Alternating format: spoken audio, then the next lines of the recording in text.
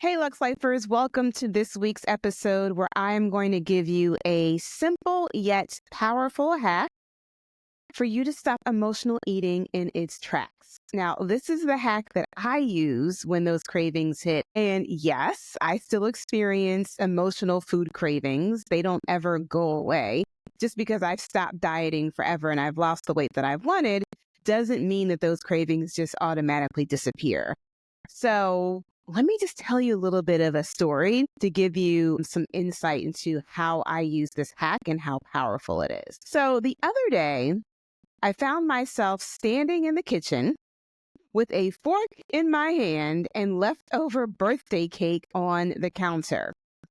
It was about 2 p.m. in the afternoon on a work day. And I remember that because the TV show The Talk was on TV.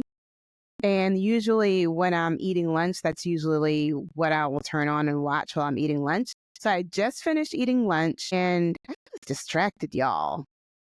I was probably checking email while I was eating lunch. The TV was blaring. And it was just one of those moments where I was completely aware that I was wolfing my salad down my throat, but I didn't care. I didn't care enough to do anything about it except to just keep shoveling that kale salad with grilled chicken and black beans down my throat. And y'all, I'm very consistent with what I eat for lunch during the week. But looking back, I was at that time, mentally beating myself up for not getting enough done that morning. Here it was, lunchtime at 2 o'clock in the afternoon, and I did not accomplish what I had set out to do that morning. And I just felt like I was behind. It was just one of those mornings where I found it really hard to get focused, to get started on the big tasks that I wanted to do. And so I found myself wasting time I shouldn't say wasting time because it was things that needed to get done, but it wasn't anything huge that was moving the needle. It was kind of the stuff that really didn't matter as much. It wasn't high priority tasks. Let's just put it that way.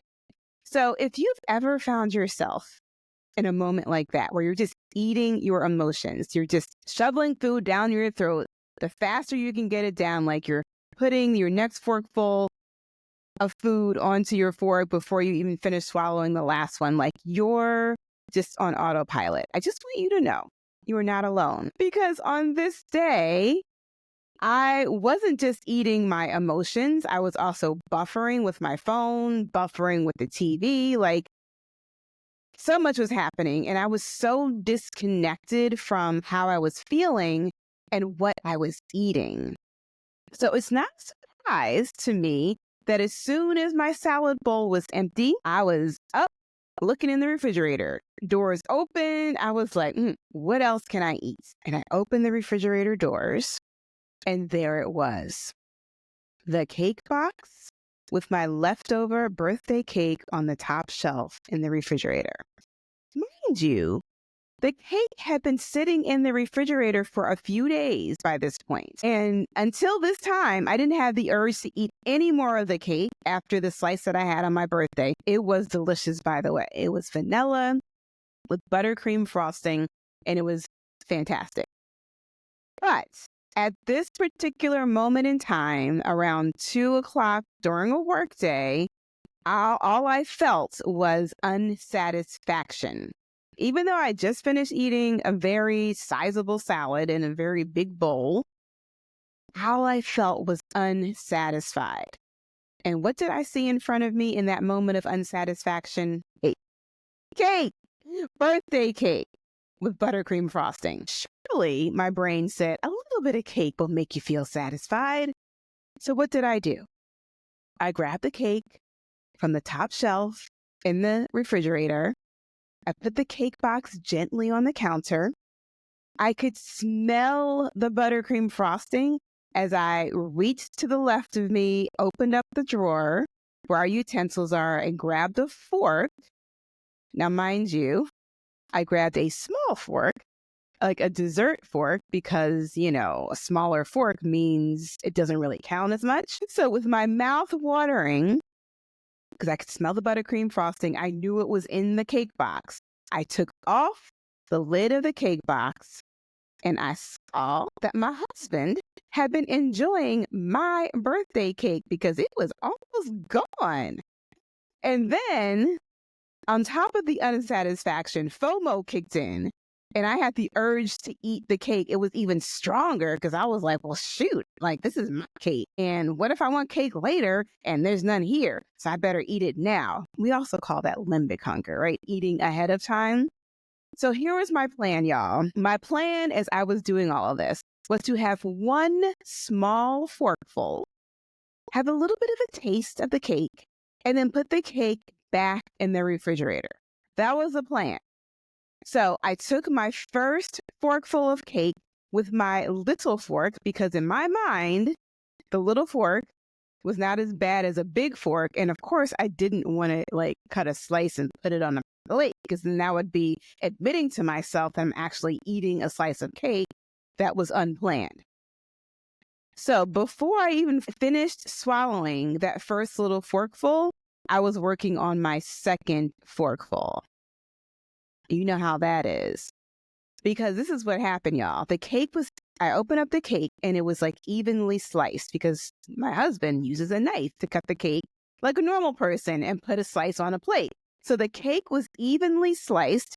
And then I stuck my little fork in the bottom of the lowest layer.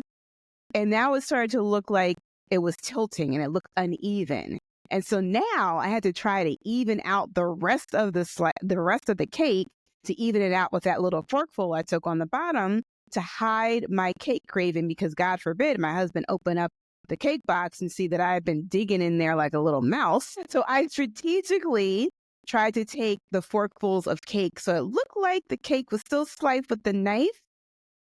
And I didn't want it to look like I touched the cake at all. So this is what my brain is like working through, right? Can you relate to this way of thinking? Like, really, the amount of logic and reasoning and strategic thinking that went into eating this cake. It's like ridiculous. I can look back on it and laugh, but in that moment, I was dead serious. All of this rationalization to make me feel better about, in the middle of my cake attack, it's just ridiculous.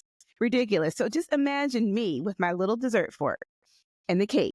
It's still in the box, right? And I'm just like digging little forkfuls of cake at a time and just shoveling them in my mouth. So about this time, I'm about 6 forkfuls in, and suddenly something snaps me out of eating cake on autopilot. Okay, back to the cake story. So remember, I was saying I was about 6 forkfuls in of this cake, and I was on autopilot. I was like digging the fork in to the cake while I'm swallowing the last forkful that I put into my mouth, and I'm like strategically trying to artfully take the forkful so the cake doesn't look too jacked up. So I was completely on autopilot, y'all. Let's just talk about autopilot for a second. Do you understand why emotional eating feels automatic? Let's have a teaching moment in the middle of story time. So there are 4 common emotional triggers that cause us to eat on autopilot. When you're triggered emotionally, say you're feeling stressed, food seems like an easy way to calm down the chaos. Or maybe you're feeling bored and you find yourself snacking because you feel like, oh, there's nothing else to do, and eating is just a way to fill up that void of time. Another common trigger is overwhelm, completely what I was experiencing that day when I was dealing with the cake. When you have too much on your plate, and it's really easy to turn to food for relief.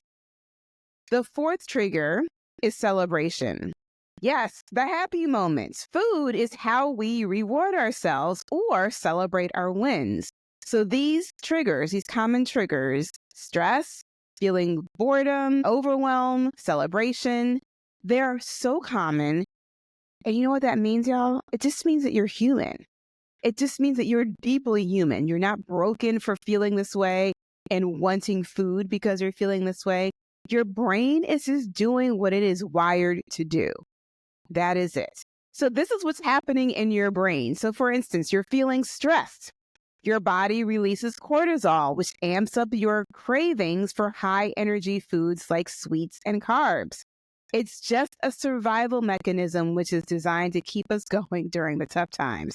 Now, my brain was believing that I was having a very tough Wednesday at lunchtime because it was like, oh my God, we didn't do enough today. We're unproductive. We have so much to do this afternoon. Like, cake, that's what we need. Cake, sugar, carbs, that's what we need. So your brain knows that food can offer instant comfort, at least temporarily. Because in that moment, I was feeling, pretty good because that cake was good. And this is why I was reaching for that cake before I even realized what was happening. When I had opened up that refrigerator door, saw that cake on the top shelf a bazillion times before then and didn't think twice about the cake. But in that moment, my whole body, my nervous system was activated. Cortisol was like flooding my nervous system. I was stressed. I was overwhelmed. So what I want you to know is that emotional eating is not about hunger, because clearly I was not hungry. I had just finished eating a huge bowl of kale salad with grilled chicken breast and black beans. Very, very filling. My brain was looking for relief. It was looking for comfort, and it was looking for a distraction from this feeling of overwhelm and stress. Okay, teaching moment over. Let's go back to the story. So again, picture me in the kitchen. I'm carving out forkfuls of this cake with my little baby fork on autopilot. And then something snapped me out of it. You're going to laugh. It was not that Kevin, my husband, walked in and surprised me. It wasn't that Nola, my pup, started barking at her squirrel friends outside. The thing that snapped me out of this autopilot, automatic eating, was a commercial on TV, y'all. And not just any commercial. It was the Wegovy commercial that came on. And you know that Wegovy song that gets stuck in your head? I'm going to save you. I'm not going to sing it right now, because if I did, it would surely be stuck in your head for the next 3 hours. And anyway, y'all know how I feel about these pharmaceutical companies and their misleading, auto-suggestive ads on TV. So that's a whole nother rant that I'm not even going to get in. But that's why it's funny, because it was a pharmaceutical drug commercial for Wegovy, and that auto-suggestive jingle that snapped me out of autopilot. That song disrupted the rationalization that was going on in my head. That internal dialogue that was going back and forth in my head that was basically just giving me permission to keep eating the cake. Just get another forkful. We got to even it out a little bit more. We're not ready to stop this lovely buttercream taste in our mouth. One more forkful. Go ahead, Jennifer. You can do it. Right? So that commercial, that song, it snapped me back into reality. I put the fork down. I took a deep breath. And in that moment, I was able to reconnect with my logical brain and implement the hack that I'm getting ready to share with you now. It's like that commercial just snapped me back into reality. So in that brief moment when I came up from air, the fork was down. I had finished chewing the last forkful of cake that was in my mouth. I remembered to ask myself this one question. Jennifer, are you hungry right now?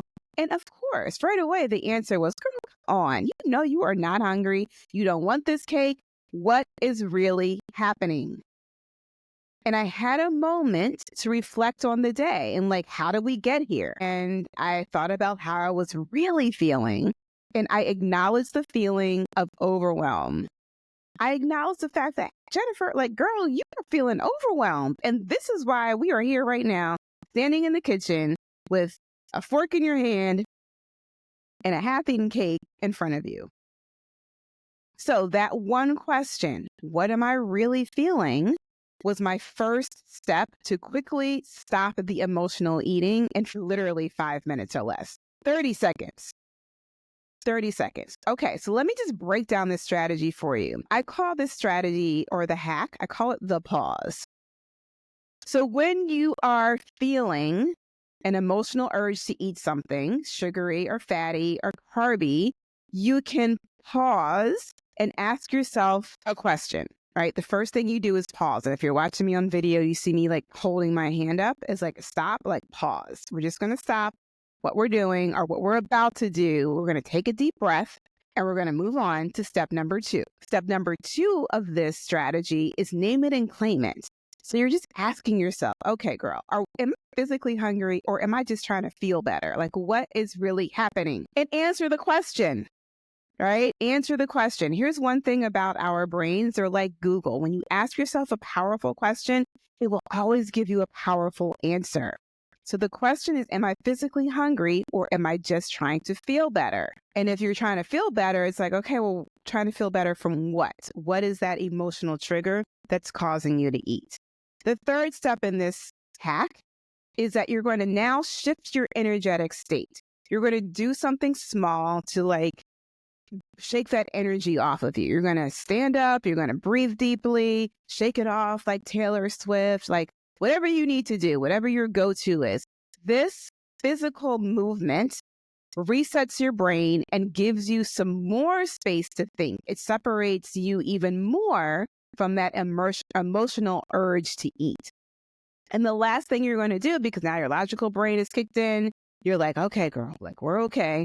We're just feeling overwhelmed. We're just a little bit stressed. We're just feeling a little bit bored. We're going to choose a different action. So you're going to replace the eating with something that feels good, like maybe texting a friend or petting your fur baby, going for a short walk, turning on some dance music. Like, you will be amazed at how this one choice can completely shift your mood in an instant. So let me tell you what happened with my cake story. So once I was able to pause, I put the fork in the dishwasher, closed up the cake box. I put the cake box back in the refrigerator on the top shelf. I went up to the bathroom to rinse my mouth out with mouthwash because that instantly removed that delicious buttery cream, sugary taste from my mouth. So that cut that craving for the sugar. And then I walked down to my husband's office to tell him that I had cake. But I didn't say it like in a bad way, like, oh my God, babe, I ate some cake. I said it like it was no big deal. Now, I did that because I didn't want to carry any shame around eating the cake. I didn't want to be like, what's he going to think when he opens up the cake box and he sees that I like started carving it out with these little forkfuls? None of that. No judgment, right? And he could care less that I ate the cake. I wasn't announcing it for him to care. I was announcing it for me to normalize my action in my brain, to tell my nervous system, like, it's okay. We just had some cake. It's all good. The world is not coming to an end. I am not dying. Like, nothing terrible is going to happen. My clients are going to quit because I ate birthday cake. Like, the world is okay. I am okay. So, babe, I just ate some cake. Like, he's like, okay, that's good. He didn't even look up from his computer. And then the last thing that I did is I went and I walked on the treadmill for 15 minutes. Not because I'm feeling guilty about eating the cake, but that's what I do every single day after I eat lunch. I do that because that's another hack. I probably will have to do a podcast on that. But walking, movement after you're eating is a hack to reduce insulin spikes and keep your blood sugar balanced and your brain alert. So I got into the habit of doing that every day after lunch. I go down, I get on the treadmill, or if it's nice out, I will go outside and walk for about 10, 15 minutes. Okay.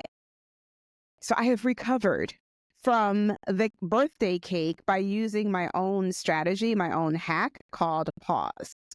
But as I'm closing out this episode and this story, I just want you to understand this. Overcoming emotional eating is not about willpower. Emotional eating doesn't happen because you're weak or you're undisciplined or you can't do it. It happens because your brain hijacks you because it's trying to protect you, right? The good news is you can learn to interrupt this automatic response when you are aware of what's happening. It's not about controlling your emotions. So it's about creating a plan that helps you respond differently. So notice I didn't judge myself when I snapped out of it. I wasn't like, oh my God, Jennifer, stop feeling overwhelmed. You need to feel good right now. That was not what was playing in my head. That was not the strategy.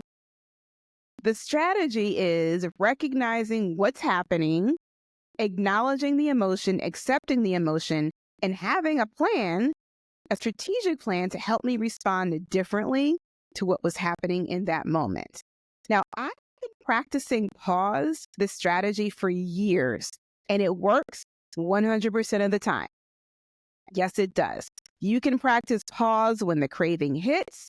You can practice pause when you're in the middle of eating, just like I did with the cake, or even use it as a reflection, as a non-judgmental way to reflect after you have your eating episode. With the pause strategy, you regain control over food, and emotional eating doesn't become this automatic thing anymore. You stop battling the guilt, you stop battling the shame, and you can start to trust yourself around food. And when that changes everything. When you begin to trust yourself around food, this is why I was not freaking out, because I'm like, oh my God, there's cake on top shelf of the refrigerator. Like, no, after I had the birthday cake on my birthday, it was delicious. I put it away. I was like, I'm not going to throw it away because Kevin may want some, or we may have, my in-laws came over and they had some cake. Like, I didn't throw the cake away because I trust myself to exist in a household where there is delicious birthday cake and me not being emotionally tempted to eat it all the time. Okay. So when you stop battling that guilt and shame around food and you regain control around food, it's a game changer. So I want you to just imagine what it feels like for you to pause in those moments when you're having that back and forth dialogue in your brain and you're rationalizing all the reasons why you need to keep eating this thing.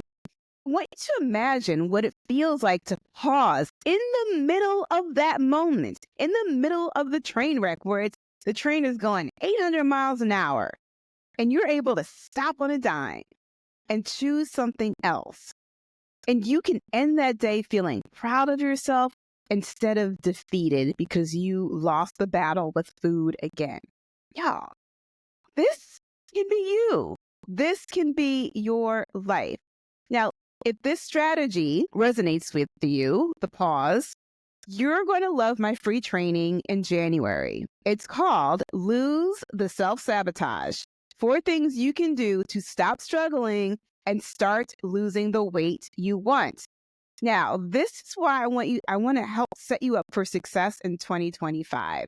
There are 3 times and 3 days for you to choose from because I'm offering this free training 3 times because I have received feedback.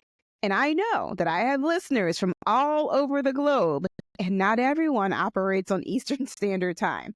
So when you go to sign up for the free training at jenniferdent.com/free training, you will see there are different times, and you're going to pick one that which you want to register for, and that'll be your time.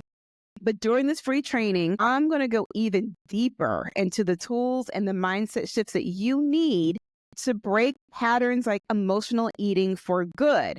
I really want you to think about, as we go into this new year, instead of just thinking of like, how can I lose weight? How can I lose weight? How can I lose weight? I want you to start asking yourself the question, how can I change my identity? How can I become a healthy person? How can I start thinking like a healthy person?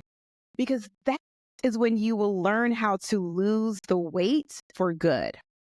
Okay? So go to jenniferdent.com/free training, get yourself signed up for the webinar, share this episode with a friend, invite your friends to sign up for the free training. It's going to be so much fun. And if you try this strategy today, even if you just try it just once, I would love to hear how it went for you. Send me a DM on Instagram. That's where I've been spending most of my time these days on IG. Or just email me your story and tell me what happened. I would love to celebrate your win with you. All right, y'all. Live Lux, and I will see you in the next episode.